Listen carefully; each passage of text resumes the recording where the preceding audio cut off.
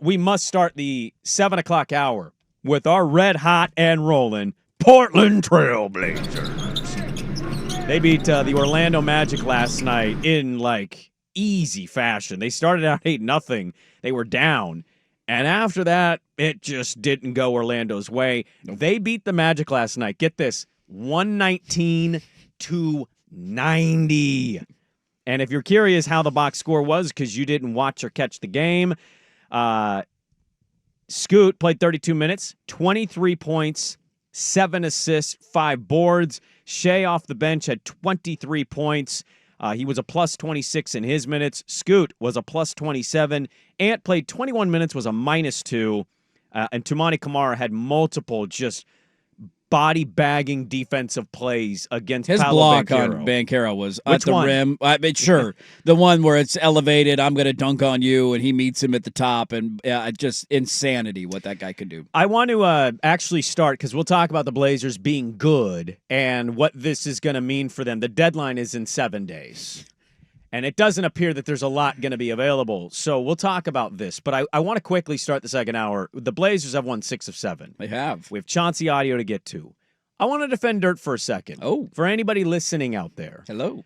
I caught wind about a day or two ago that there's a little bit internally of what are you guys talking about over there in the morning? Because they've caught Dirt being angry, pissy Dirt. One center court's not very happy with me right now. Some at one center court may not be happy. Now, our job is not to appease them and make them care about being happy. We, like a lot of people over there, we've been complimentary, but like our job asks us to do, we've also wondered aloud, what's happening with this? What's the overall plan here? And I've certainly voiced some criticism. I have not, and I don't think everything they've decided to do post this rebuild has been perfect or the right decision. That's just my opinion.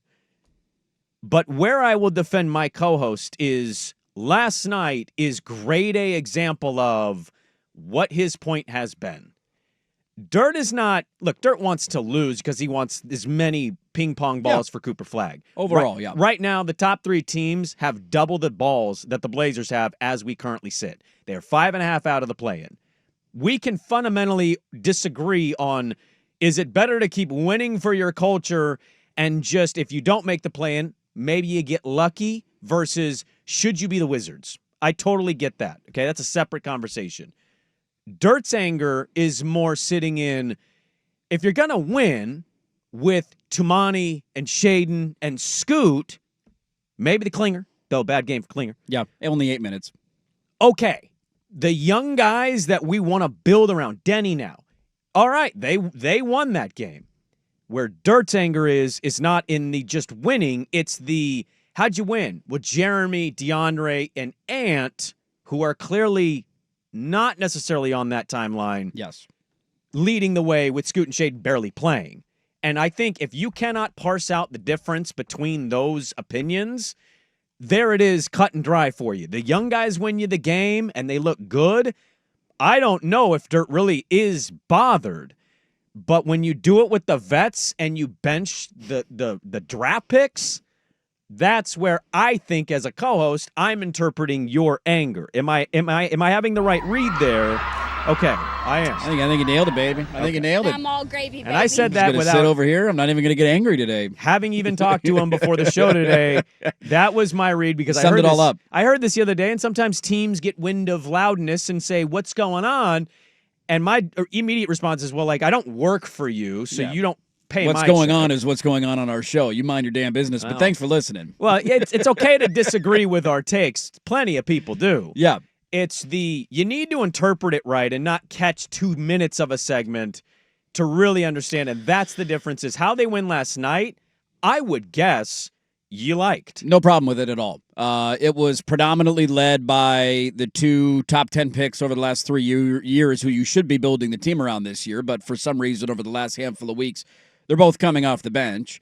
It took Jeremy Grant getting hurt. What did he roll his ankle the other night against Milwaukee, whatever it was. It took Jeremy Grant getting hurt to get Scoot back in the starting lineup. How'd Scoot look in the starting lineup last night? Damn good. I would Pretty say good game, huh? Tamani's defense was stellar, and we'll get to Tamani and some audio. Scoot was their best player last night. He got off to a little bit of a slow start offensively, woke up. He did a little bit of everything. He was good defensively, had a couple of turnovers. That's fine. He's young. It's going to happen. Was grabbing rebounds, was setting up guys offensively. He scored the ball himself. He got to the free throw line. He was a real point guard. That was really fun to watch last night. Did we enjoy that? Really good threes. I mean, couple Dude, of guys in his face. What is the number? Let me pull this up. It's Habistro. Habistro had a stat yesterday. Go find his Twitter about walking into threes. How do you spell Tom Habistro? Did he get off Twitter though? No, I saw the tweet last night. I just don't know how to spell his last name. But it was essentially when he walks into a three, and he's shooting like 50% in the month of January. That's number one in the NBA. Okay, I got it right here. By a wide margin. Thank you. Here is Tom Habistro, our analytics guru on the Blazer broadcast. By the way, he does that in Charlotte, as where he lives. He does, yeah. So every game that starts at 7 is 10 o'clock his time. That guy's up late. We're not going to get him on the show very often. This is the Habistro stat from the Blazer broadcast. Top pull-up three field goal percentage in January with a minimum of 30 attempts. Yes. Number 5, Zach LaVine. Number 4, Anthony Edwards. Number 3, Duncan Robinson. Number 2, Klay Thompson at 48.4%. Number 1, Scoot Henderson, 51.5% on pull-up three-point field goal percentage. Yes, look, I am anti-win, and I will continue to be anti-win. I still think in the long term it is better for you to lose as many games as humanly possible to give yourself the best chance to go land the star that could potentially turn this thing and get you back into the level of contention that we would love to see. Where you're not going to get me yelling and screaming and my heart rate monitor going crazy is when the game is won by Scoot, Shaden, and Kamara's defense. Yeah. That's fine. I'm okay with that. And if you had been racking up 19 wins, what do they got, 19 on the year now, 19 and 29? Yes. If you had racked up 19 wins with that predominantly being the reason you had done it, I wouldn't be having this negative stance. I wouldn't be screaming and yelling on the radio. This is just coming from a place of somebody who argued the second they drafted Scoot, Anthony Simon should have been traded. You should have cleared the pathway for him to play. You want to keep Brogdon for a year. You want to bring in some other vet to help grow him. That's fine. You should have cleared the runway for him. And I maintain the same thing when you draft other guys of just having log jams in front. Jeremy Grant should have been dealt this summer to open up spots. You should have gotten a first-round pick for him. They've made little mistakes that have kept them from having nights and moments like this. And I have argued all season long, this is what the majority of Blazer fans in my mind want. They want to see Scoot. They want to see Shaden. They want to see more Donovan Clingan, and only played 8 minutes last night. He was pretty bad. He wasn't great. That's fine. He's going to have his lumps as a rookie. You got to grow through that and not just say, hey, 8 minutes, go sit your ass back on the bench. We'll play dominating for 35. I got no gripes from last night. I just wish we would see it more often. Jeremy Grant's going to come back, and what's going to happen to Scoot? Scoot was just the star of the night. What's going to happen to him when Jeremy Grant's back in the lineup? Probably less shots available for him. Less shots available for him, less minutes available for him. He's going to go back to the bench with Shaden Sharp. We don't know that yet. That's going to happen. We know that's going to happen. We have audio from Chauncey Billups on Scoot, on Shaden. There's something about Shaden that he brought up, and I've noticed this, and he actually cited a game that happened this year where it stuck out to me, and I was glad he brought it up in the postgame. The idea of winning for your young culture, we can talk about that a little bit, and just also we may need to prepare ourselves a week from now to almost nothing happening. So we'll get to that coming up next. Some Chauncey Billups audio. What have you made of the Blazers in this 6 of the last 7 run? On social media, it feels like there's a real buildup that people are excited they may get to the play-in. They're still 5.5 out, 6 from getting the spot. But what have you made of Scoot, of Shea, of Tamani Kamara, and the way they played last night if you saw the game? You can send those thoughts into the Vancouver Ford text line at 503-864-6326. They treat you right before, during, and after the sale. Visit them at vancouverford.com.